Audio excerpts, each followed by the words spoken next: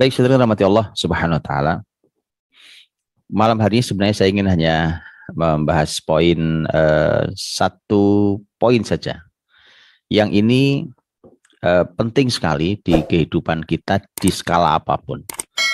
Baik itu di skala hidup pribadi kita sampai yang terbesarnya adalah negara atau dunia. Di semua tahapan usia kita, di semua jenjang level kehidupan kita sebagai pribadi, kita sebagai anggota keluarga, kita sebagai pemimpin rumah tangga, kita sebagai orang dengan peran sosial, kita sebagai orang yang diamanahi sebuah posisi tertentu di masyarakat ini, dan seterusnya.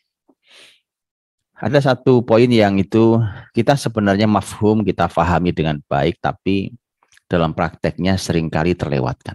Satu poin saja yang kita awali dari kalimat Ummul Mukminin Aisyah radhiyallahu anha. Ini diriwayatkan oleh Imam Bukhari, juga oleh Imam Muslim dalam sahih keduanya.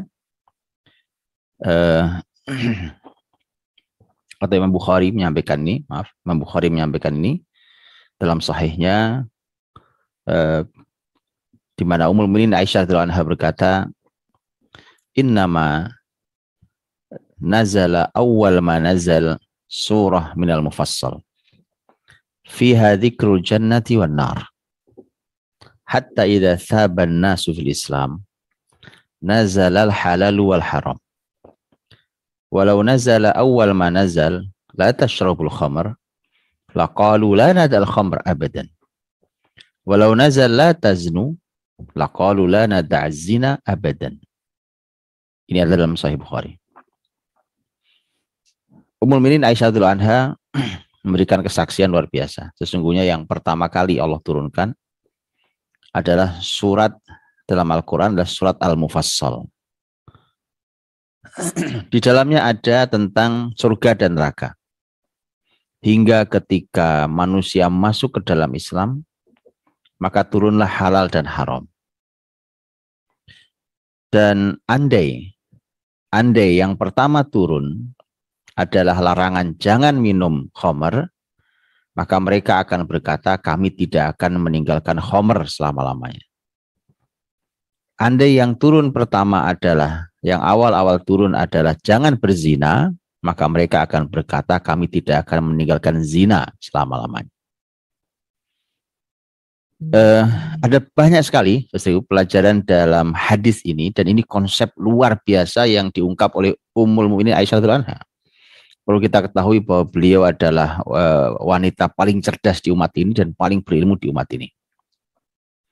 Dan ini adalah merupakan literatur utama dari kalangan wanita. Bahkan beliau menjadi guru besar untuk para sahabat dan generasi tabi'in setelah para sahabat. Dan beliau adalah wanita dengan jumlah periwayatan hadis yang paling banyak. Dan tidak mengherankan karena beliau adalah wanita yang sangat cerdas, dan beliau adalah Ummul Mukminin, istri Nabi Shallallahu Alaihi Wasallam. Kalimat ini pun sudah sering juga saya nukil tentang kalimat ini, dan menurut saya bahwa kalimat ini menjadi salah satu kunci tentang keberhasilan pendidikan Islam yang dilakukan oleh Nabi Shallallahu Alaihi Wasallam, mendidik para sahabatnya dalam rentang waktu yang singkat. Bisa kita bayangkan, boleh kita bandingkan juga. Nabi Shallallahu Alaihi Wasallam mendidik para sahabatnya hanya 23 tahun. 13 tahun di Mekah, 10 tahun di Madinah. Dan tingkat keberhasilannya sangat amat tinggi, dan kita tidak bisa membayangkan hari ini hal itu bisa ditiru atau tidak bisa ditiru. Tapi bahkan ketika kita mengatakan mendekati saja, anggap nanti kita katakan bahwa itu kan Rasul. Oke. Anggap kita ingin mendekati saja, alangkah jauhnya. Rentang waktu yang sangat pendek, 23 tahun, lihat hasilnya. Kalau kita mau nengok ke belakang, gitu umpamanya, mungkin sebagian teman-teman semua yang ikut kajian ini, Mungkin ada yang usianya sudah lumayan, ya kan? Sehingga kalau kita nengok ke umpamanya 23 tahun ke belakang, kita sudah punya kenangan, bahkan mungkin sudah ada yang berperan dalam tema-tema kebaikan. Pertanyaannya, apa hasilnya? Apa hasilnya itu? Dan ini pertanyaan sangat serius. Karena kalau sudah puluhan tahun kita berkarya memperbaiki umat ini, tapi kemudian tidak kunjung baik umat ini, maka ada pertanyaan serius. Pertanyaan serius. Jangan menempatkan kalimat yang salah jangan menempatkan kalimat yang benar di tempat yang salah. Kalau kemudian umpamanya kalimat yang benar kita katakan bahwa ya tugas kita kan hanya berusaha, benar, itu benar, tapi jangan tempatkan di tempat yang salah. Di tempat yang salah adalah ketika itu diletakkan di tempat kekalahan dan ketidakjelasan, atau diletakkan di tempat tanpa perencanaan. Karena bahwa kita hanya berusaha, iya. Bahwa hasil terserah Allah, iya. Tetapi kita ini dituntut untuk betul-betul melakukan sesuatu dengan perencanaan yang sangat matang, dan itu langsung Al-Quran yang mengajarkan. Jadi kalau sudah kita menengok sekian puluh tahun yang lalu, apa hasilnya? Itu pertanyaannya. Apa hasilnya? 23 tahun Nabi Shallallahu Alaihi Wasallam, kita tahu hasil dengan hasil yang sangat amat menakjubkan. Salah satunya diungkap rahasianya dari kalimat Ummul Mukminin Aisyah radhiyallahu anha ini. Ya, ini salah satu rahasianya. Rahasia tentang metodologi Al-Quranul Karim di dalam mendidik generasinya. Tapi di pertemuan malam hari ini saya tidak akan mengungkap banyak hal. Saya cuma ingin mengungkap satu hal dari kalimat tadi itu. Ya, dari kalimat tadi saya sampaikan sekali lagi bahwa yang pertama Allah turunkan adalah surat Al-Mufassal. Surat Al-Mufassal sebagian ulama mengatakan surat Qaf ke belakang, ke An-Nas. Artinya surat yang pendek-pendek. Disebut Mufassal itu karena banyak pemisahnya. Jadi karena pendek jadi banyak basmalahnya, banyak pemisahnya. Di dalamnya di surat Mufassal itu yang pertama turun itu banyak bicara tentang surga dan neraka. Itu dulu, dan itulah yang mendorong manusia masuk ke dalam Islam. Begitu mereka masuk ke dalam Islam, betul-betul sudah masuk ke dalam Islam, baru turun halal dan haram. Kemudian Ummul Mukminin Aisyah radhiyallahu anha luar biasa. Beliau menyampaikan sebuah kalimat yang luar biasa. Andai sejak awal yang turun adalah jangan minum khamr, maka akan dijawab oleh masyarakat saat itu bahwa kami tidak akan meninggalkan khamr. Andai yang turun pertama adalah jangan berzina, mereka akan menjawab kami tidak akan meninggalkan zina. Ini banyak sekali pelajarannya, tapi saya ingin bahas satu poin yang dibahas oleh para ulama, dan ulama sepakat bahwa ini harus seperti ini. Dan ini pun kita pahami, tetapi sayangnya dalam praktek kita ketika mau memperbaiki diri, memperbaiki keluarga, memperbaiki masyarakat, memperbaiki negara, itu tidak menggunakannya. Padahal kita paham itu harus. Apa itu yang oleh para ulama disebut sebagai at-tadarruj. At-tadarruj, yaitu tahapan. Malam ini kita hanya akan bahas satu poin itu, yaitu at-tadarruj, yaitu tahapan. Sesuai dirahmati Allah SWT, tadi yang saya katakan bahwa kita ini sebenarnya sudah sangat paham bahwa tahapan itu harus, itu semua paham. At-tadarruj itu mesti. Ya. Malah kemudian menurut seorang ulama mengatakan bahwa at-tadarruj sunnatun qadariyah wa daruratun syar'iyyah. Tadarruj itu, tahapan itu adalah sebuah sunnah semesta, sunnatullah. Itu hal yang pasti, semuanya adalah tadarruj, tahapan. Apapun itu kan, semuanya juga bertahap, semua bertahap. Ya, baik untuk rusak ataupun untuk baik, semua bertahap. Kan tidak kemudian tiba-tiba kerusakan seperti yang kita lihat. Semuanya bertahap. Ya, tidak tiba-tiba kemudian orang itu kemudian sampai kehilangan rasa malu dan melepas pakaiannya? Kan tidak tiba-tiba begitu. Orang sampai kehilangan rasa malu itu kan kemudian bertahap sampai tanggal pakaiannya. Kemudian sampai tidak punya malu. Kemudian nanti dia kemas keburukan itu dengan berbagai macam istilah dan kemasan. Kebaikan kan juga sama. Kebaikan juga sama, ya. Dan di semesta ini juga semuanya bertahap. Kalau kita mau, bahkan kita tahu bagaimana Allah Subhanahu wa taala sendiri yang menyampaikan bahwa semesta ini diciptakan di dalam sittat ayyam, 6 masa, ya, 6 masa, 6 hari. Hari di situ tidak mesti harus sama dengan hari kita, karena Allah punya hitungan hari yang berbeda. Jadi yang lebih tepat sittat ayyam, itu yaitu 6 masa, ya, 6 masa. Apa sulitnya bagi Allah untuk menciptakan langsung jadi? Bisa. Allah Maha Kuasa, innallaha ala kulli syai'in qadir. Tapi ternyata Allah SWT ingin memberikan pelajaran bahwa sepanjang itu adalah di semesta ini yang kita tinggal di dalamnya ini, maka ada sunnatullah yang berjalan. Nah, sunnatullah itu diantaranya adalah at-tadarruj. Jadi dia menjadi sunnah qadariyah. Jadi dia menjadi sunnah semesta ini. Sunnatullah, aturan Allah yang berjalan di semesta ini. Kita juga sama. Kita kan tidak tiba-tiba kemudian kita bisa lari, kan? Iya, kita manusia dari proses janin sampai lahir, sampai belajar merangkak, berdiri, berjalan, dan berlari. Artinya semuanya benar. Itu sudah sunatullah di semesta ini. Begitulah kita dari berproses sampai kemudian nanti kita akan berpindah ke alam yang lain. Jadi ini sudah sunatullah. Pohon dari mulai tunas sampai kemudian hijau segar sampai menguning, kemudian jatuh dan hitam dan jatuh. Jadi itu sudah merupakan sunatullah di semesta ini. Tapi dia ternyata adalah disebut sebagai darurah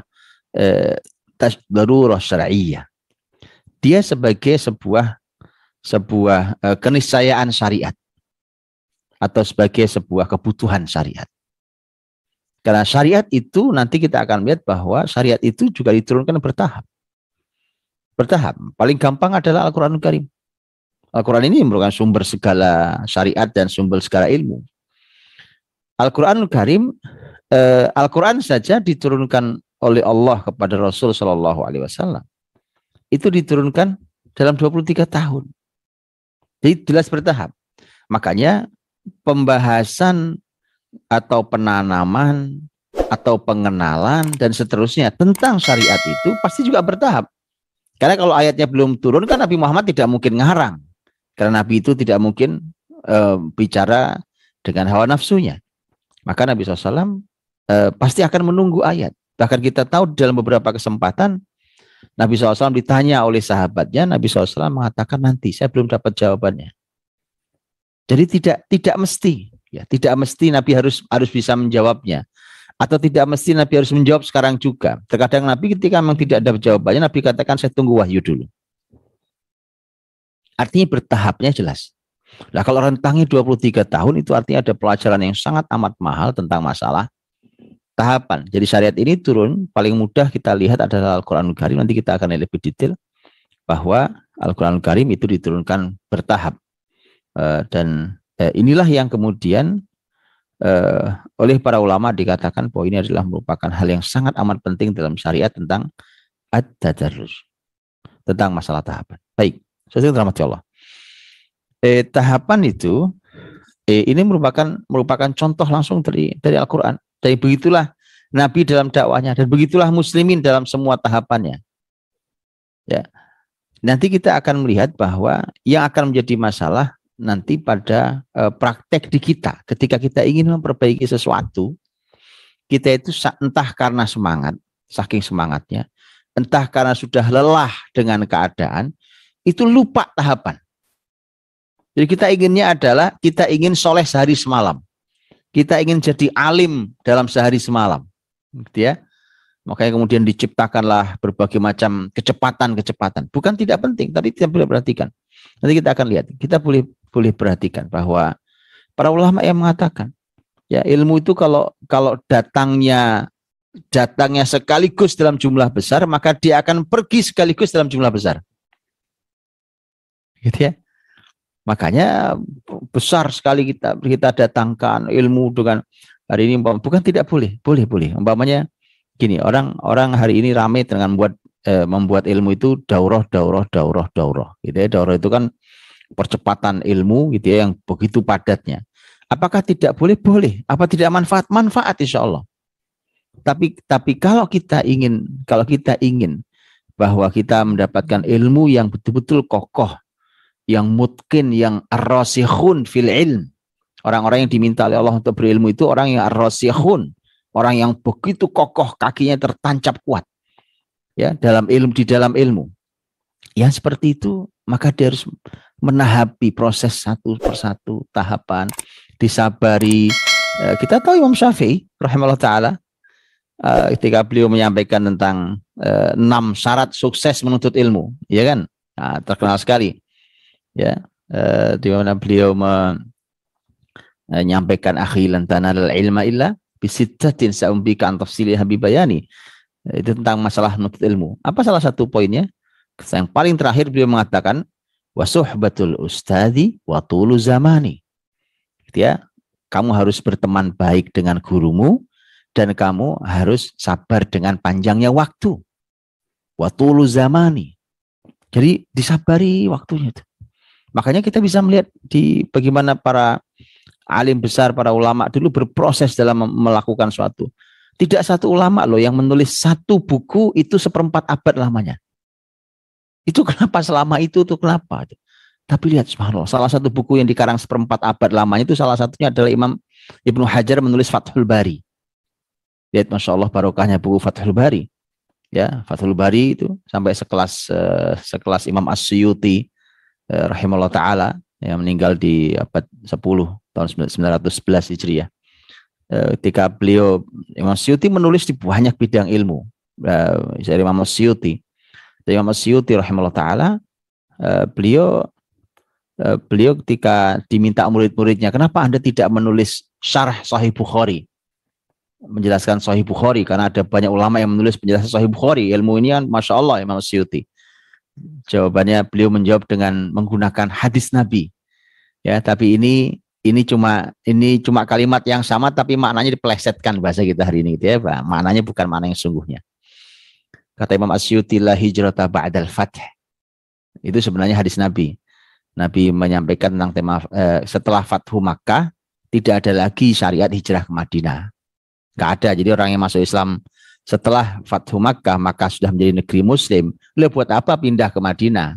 Buat apa? Karena Makkah itu sudah negeri muslim. Dulu hijrah itu karena Madinah itu belum jadi negeri muslim. Itu maksud dari tidak ada hijrah setelah Fathu Makkah. Tidak ada fath. Tapi itu kemudian merupakan jawaban dari Imam Suyuti. La hijrata ba'dal fath. Itu ungkapan bahwa ya sepanjang ada fath. Maksudnya Fathul Bari. Ya, bukan Fathu Makkah. Fathul Bari, kitabnya Imam Ibnu Hajar. Yang meninggal tahun 852 Hijriah. Kalau sudah ada Fathul Bari lah ngapain ya kan, apalagi nggak perlu lagi kita yang lainnya gitu ya. Tapi kita tahukah bahwa bahwa buku itu ditulis 1/4 abad namanya, 25 tahun namanya. Dan bukan hanya itu, ada kitab-kitab lain yang luar biasa. Jadi proses panjang itu sebenarnya bukan masalah memanjang-manjangkan, bukan. Ya waktunya pendek ya pendek, dipendekkan. Tapi memang ada yang memang harus ditahapi, disabari, dan itu tahapan, perlu sebuah tahapan. Gitu ya, tahapan. Dari Imam Bukhari itu disebutkan beliau Imam Ibnu Hajar itu membaca Sahih Bukhari untuk bisa menulis Fathul Bari sampai seperti itu sampai 19 kali bolak-balik. Baca lagi hatam, balik lagi hatam, dan beliau mengatakan setiap saya hatam, saya selalu menemukan pelajaran-pelajaran baru. Selalu ada yang baru. Begitulah, ya, itulah. Jadi semua berproses.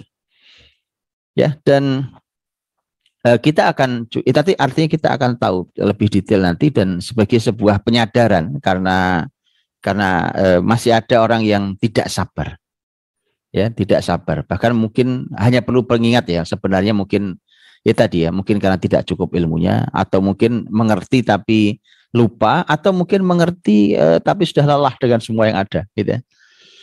Jadi akhirnya kemudian terkesan ingin menjadi alim dalam sehari semalam, gitu ya. Atau ingin menjadi soleh, kita ingin anak kita itu soleh dalam sehari semalam. Ini semua proses panjang, ya. Itu perlunya at-tadarrus. Nah, itu di level pribadi, level keluarga. Di level negara kan juga sama. Memperbaiki sebuah negeri, jangan gampang putus asa. Jangan gampang putus asa, jangan gampang apalagi sampai pada vonis bahwa ini memang rasanya sudah tidak bisa diperbaiki. Nah, at-tadarrus ini nanti dia ada di tengah antara orang yang mengatakan bahwa ini sudah tidak bisa diperbaiki, ya, dengan orang yang mengatakan bahwa kita harus segera selesai memperbaiki ini. Dia di tengah tuh. At-tadarrus di tengah. Karena mereka yang mengatakan tidak mungkin lagi, sudah nggak usah. Itu dia tidak mau berproses. Sama juga dengan orang yang mengatakan bahwa sekarang juga harus sesegera mungkin segala macam. Itu juga seringkali dia melupakan proses. Padahal proses itu, tahapan itu adalah sudah langsung merupakan contoh dari Al-Quran langsung. Quran 23 tahun lamanya.